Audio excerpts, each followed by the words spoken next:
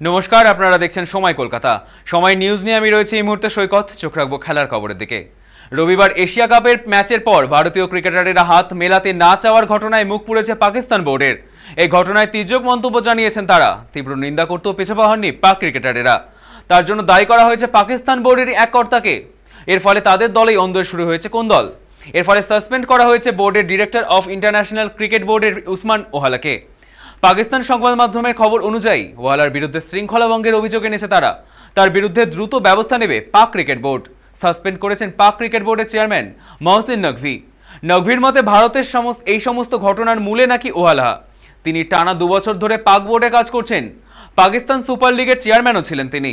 রবিবার সূর্যকুমার যাদবেরা করমর্দন করেননি পাকিস্তান ক্রিকেটারদের সঙ্গে। টসের পর পাকিস্তানের অধিনায়ক সলমান আঘাকে এড়িয়ে যান সূর্যকুমার। ম্যাচ শেষ হওয়ার পরেই বন্ধ করে দেওয়া হয় ভারতীয় সাজঘরের দরজা। এর ফলে চরম ক্ষোভে ফেটে পড়ে পাক খেলোয়াড়েরা।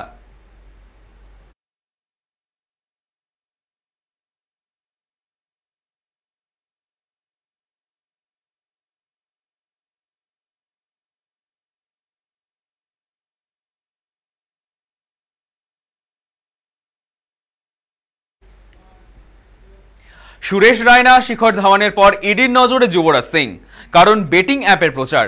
অন্যদিকে আর্থিক তছরূপের মামলায় ডেকে পাঠানো হয়েছে টি-20 বিশ্বকাপ জয়ী তারকা রবিন উত্থাপাকে। আগামী সপ্তাহে কেন্দ্রীয় তদন্তকারী সংস্থার দপ্তরে হাজিরা দিতে হবে 2 প্রাক্তন ক্রিকেটারকে। কিছুদিন ধরেই এই বেটিং অ্যাপের কারণে প্রচুর সাধারণ মানুষ লক্ষ লক্ষ টাকা খুইয়েছেন। অন্যদিকে তাদের ব্যক্তিগত তথ্য পৌঁছে গিয়েছে প্রতারকদের কাছে। ঘটনা তদন্তে নেমে একাধিক শহরে তল্লাশি চালাচ্ছে ইডি। অয়ন এক্স বেট নামে একটি বেআইনি বেটিং অ্যাপের মামলায় শিখর ধাওয়ানকে জিজ্ঞাসাবাদের জন্য ডেকে পাঠায় ইডি। অয়ন এক্স বেটিং এক নামের ওই বেটিং অ্যাপের একাধিক বিজ্ঞাপনের সঙ্গে যুক্ত ধাওয়ান। সম্প্রতি অনলাইন গেম অ্যাপ সংক্রান্ত নয়া আইনে ওই বেটিং অ্যাপ নিষিদ্ধ হয়েছে। এর আগে সুরেশ রায়নাকেও এই বেটিং অ্যাপের সঙ্গে যুক্ত থাকার অভিযোগে তলব করেছিল ইডি। ইতিমধ্যেই তার বয়ান রেকর্ড করা হয়েছে। অন্যদিকে প্রভিডেন্ট ফান্ডে আর্থিক তছরূপের অভিযোগে দীর্ঘদিন ধরেই চলছিল উত্থাপার বিরুদ্ধে। যদিও এই কেলেঙ্কারিতে তার কোনো ভূমিকা নেই বলে জানিয়েছেন উত্থাপা। তবে এবার ওই মামলায় কেকেআর প্রাক্তনীকে তলব ইডির। এবার ইডি স্ক্যানারে যুবরাজ।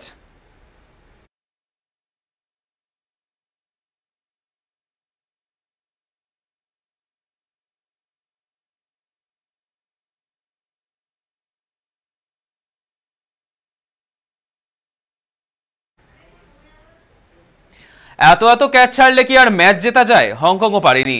এবার বাগে পেয়েও তাই শ্রীলঙ্কান সিংহ শিকার করা হলো না আইসিসির। অঘটনের সম্ভাবনা জাগিয়েও তাই সাবেক চ্যাম্পিয়নদের কাছে 5 উইকেটে হেরে এশিয়া কাপ থেকে 0 হাতে বিদায় নিল হংকং। আজ টসে জিতে ফিল্ডিং নেয় শ্রীলঙ্কাকে চমকে দিয়ে 149 রান তুলে ফেলে হংকং, সেটিও মাত্র 4 উইকেট হারিয়ে। দুবাই ইন্টারন্যাশনাল স্টেডিয়ামে শ্রীলঙ্কার রান তাড়া করা যে সহজ হবে না জানাই ছিল, হয়েছে সেটিও। হংকংয়ের ফিল্ডাররা 6টি ক্যাচ নিতে ব্যর্থ না হলে এশিয়া কাপ ইতিহাসে অন্যতম বড় অঘটন ঘটেই যেত। টসে জিতে প্রথমেই ফিল্ডিং নেওয়া শ্রীলঙ্কাকে চমকে দিয়ে 149 রান তুলে ফেলে হংকং, সেটিও মাত্র 4 উইকেট হারিয়ে। দুবাই ইন্টারন্যাশনাল স্টেডিয়ামে শ্রীলঙ্কার রান তাড়া করা যে এত সহজ হবে না জানাই ছিল, হয়েছে সেটি। হংকংয়ের ফিল্ডাররা 6টি ক্যাচ নিতে ব্যর্থ না হলে এশিয়া কাপ ইতিহাসের অন্যতম বড় অঘটন ঘটে যেত।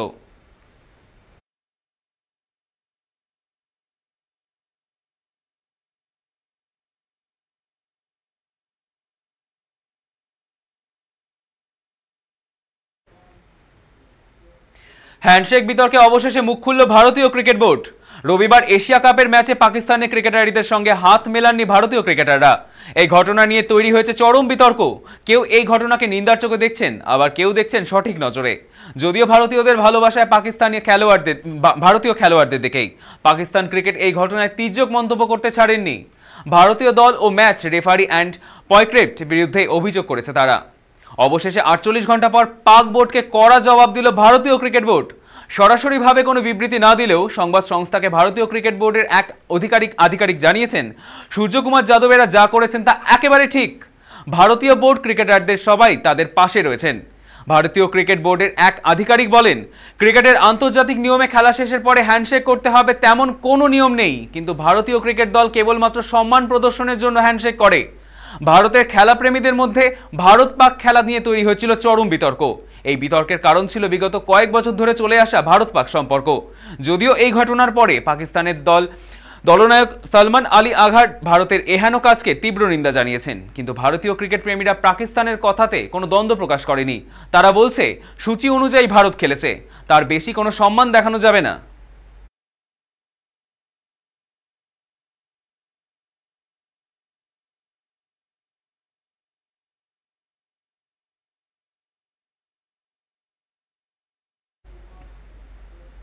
সম্প্রতি কিলিয়ান এমবাপ্পে পিএসজি থেকে রিয়ালে যোগদান করলেন, ফলে এখনো পর্যন্ত চ্যাম্পিয়ন্স লিগের জয়ের স্বাদ পাননি তিনি। গত মরশুমের ফাইনালে ইন্টার মিলানকে দুর্মুশ করে চ্যাম্পিয়ন্স লিগ জিতেছে পিএসজি। সেই পিএসজি ছেড়েই গতবারই তিনি যোগ দিয়েছেন রিয়ালে, ফলত তিনি এবার জয়ের দিকে মরিয়া। বর্তমানে চ্যাম্পিয়ন্স লিগ অনুষ্ঠিত হতে চলেছে মঙ্গলবার। এবার প্রতিপক্ষ ফ্রান্স। এবারের প্রতিযোগিতায় চ্যাম্পিয়ন হওয়ার জন্য নিজেকে উজাড় করে দিতে মরিয়া এই ফরাসি তারকা। প্রসঙ্গত উল্লেখ্য, গত মৌসুমেই নয়া অবতারে আত্মপ্রকাশ করতে চলেছে ইউরোপের সবচেয়ে জনপ্রিয় ক্লাব টুর্নামেন্ট উরেফা চ্যাম্পিয়ন্স লিগ। এখন দেখার জয়ের মুকুট এমবাপ্পের মাথায় কবে উঠবে।